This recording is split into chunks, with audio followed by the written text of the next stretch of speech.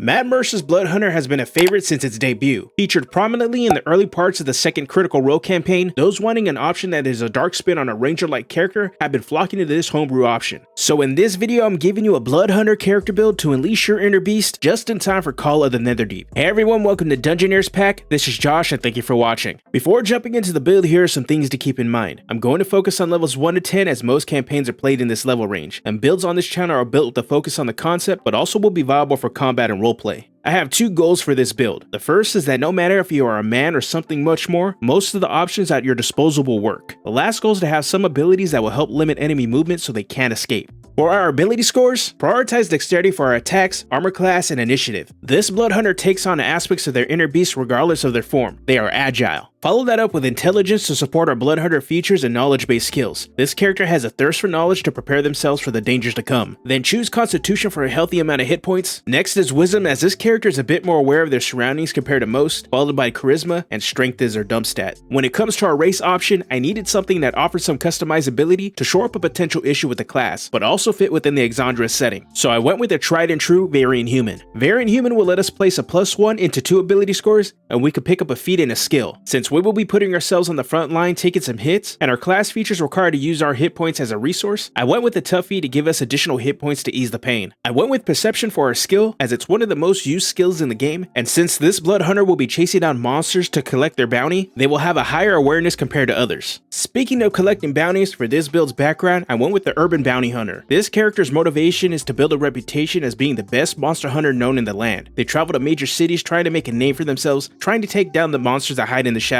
of society. We learn the deception and stealth skills and have proficiency with a gaming set and thieves tools. Deception will be our way to mislead man and monster alike. Stealth and thieves tools will help us scout, getting into places that others wouldn't dare to. Getting into the level breakdown, starting at level 1, we start our journey as a Blood Hunter. Along with our class proficiencies, we pick up the Acrobatic, Arcana, and Investigation skills, and gain the Hunter's Bane and Blood Maledict features. Acrobatics further emphasizes our agility. Arcana and Investigation allow us to research and hunt down our targets to collect our bounty, with the added benefit of understanding how magic works and being able to decipher clues that others miss. Hunter's Bane allows us to fuel our Blood Hunter abilities with our own blood. Some Hemocraft abilities require a saving throw. That DC is equal to 8 plus our proficiency bonus plus our intelligence modifier. In addition to this, we have advantage on survival checks to track Fae, Fiends, and Undead, as well as on intelligence checks to recall information about them. Blood Maledict allows us to take on a curse that we can call upon to help us in combat, but to use its full effect, we can take a bit of damage from the result of a roll from our Hemocraft die and amplify it. For our first Blood Curse, I went with Curse of Binding to lock enemies in place until the end of our next turn if they fail a strength saving throw. Amplifying the curse extends the duration of the lockdown for 1 full minute or if they beat the saving throw on their turn. With level 2, we can choose a fighting style and the type of magical damage we can add to our attacks with the Crimson Right feature. Unfortunately for our fighting style, the options for Blood Hunter don't work with our subclass features, so this option is to support a defensive playstyle making the best of our damage when we aren't going full feral. The dueling fighting style will add an extra 2 damage to our one-handed weapon attacks. With Crimson Right, we can activate our Chosen Right as a bonus action, taking a bit of damage to ourselves and adding extra elemental damage rolling our Hemocraft die to our attacks. I chose Right of the Storm to add lightning damage to our attacks. With level 3, we can pick our subclass, and if you haven't guessed it already, I'm going with Order of the Lycan, giving us the ability to transform into a werewolf warrior with hybrid transformation, and improve our ability to hunt our targets with heightened senses. Heightened senses gives us advantage on perception checks that rely on hearing or smelling. As a bonus action, we can use hybrid transformation to take on our werewolf form, gaining advantage to strength checks and saves, and adding +1 to our melee damage rolls with Feral Might. Resilient Hide makes us resistant to non-magical bludgeoning, piercing, and slashing damage not dealt by a silvered weapon, and if we aren't wearing heavy armor, we get a +1 bonus to our armor class. Predatory Strikes alters the damage of our unarmed strikes. We can use dexterity and place a strength when attacking someone with an unarmed strike, and the damage dealt is 1d6 bludgeoning or slashing. We can also add our Crimson Right damage to our unarmed strikes, and if we didn't already have enough to do with our bonus action, if we use an action to make an unarmed strike, we can use our bonus action to make another. It wouldn't be a Blood Hunter subclass without a downside, which we get in the form of Bloodlust. If we are under half our hit point maximum, we must make a Wisdom saving throw. Failing the throw has us moving to and taking swings at the nearest creature on our turn. Next, at level 4, we have the option between an ability score increase for our feat, and I went with the feat choosing Slasher to double down on our ability to hinder the movements of our enemies. Whether we are using our sword in our human form or using our claws as a werewolf, our enemies will have their movement reduced by 10 feet until our next turn, since we will be dealing slashing damage. As an added bonus, if we crit, they have disadvantage on all attack rolls until the start of our next turn too. For level 5, we gain extra attack, while in our human form only make 2 weapon attacks with a blade, but if we are in our werewolf form using extra attack, we can make 1 attack with our sword, another attack with our unarmed strike, and since we still made an attack with an unarmed strike, we can attack with an unarmed strike again as a bonus action. With level 6, we pick up the Brand of Castigation feature. We are also able to choose a new curse and can now use our Blood Maledict feature twice before needing to take a short or long rest. Brand of Castigation turns us into a supernatural hunter, able to brand a creature whenever we strike it with a weapon attack while our Crimson Rite is active. We will always know where the branded creature is, and if they deal damage to us or a creature adjacent to us, they are punished, taking psychic damage equal to our intelligence modifier. For our Blood Curse option, I went with a Curse of Exposure to further bring the pain so that we and our allies can overcome resistances that a creature may have for 1 turn. When we amplify it, the creature loses invulnerability to all damage types, but if they were invulnerable to any damage type, they are resistant instead. When we hit level 7, we could choose another Crimson Rite damage type and gain the Stalker's Prowess feature. For our Crimson Rite, I went with the Rite of the Frozen to continue the Tempest theme, being able to add cold damage to our attacks. Stalker's Prowess increases our movement speed and long jump distance by 10 feet, and our high jump distance improves by 3 feet. In addition to this, while in our werewolf form, we add +1 to our attack rolls made with our unarmed strikes, and they count as magical to overcome resistances. At level 8, we have the option to choose an ability score increase or a feat again, and this time I went with the ability score increase. Choose Dexterity, Intelligence, or if possible both. Dexterity is our super stat impacting our attacks, armor class, initiative, and skills, while boosting intelligence will improve our Hemocraft abilities. Hitting level 9, we have the ability to recall tragic events of an item or location with Grim Psychometry. We have advantage on history checks when doing so. And finally, for level 10, we can choose another Blood Curse and our defenses improve with a Dark Augmentation feature. For our Blood Curse, I went with Curse of the Marked, letting us use our bonus action to mark a creature and double our Crimson Rite damage dealt to it. Amplifying it will give us advantage on the next attack made against it. Dark Augmentation increases our movement speed by 5 feet, and we can add our intelligence modifier to any strength, dexterity, and constitution saving throw we make. Now for our pros and cons. For our pros, our subclass will make us make a lot of attacks. Prior to extra attack, we will have the benefit of using our bonus action to land a strike as long as we are going full feral, clawing away at our enemies with unarmed strikes. As soon as extra attack comes into play, we can toss our weapon into play, adding a little extra damage with dueling.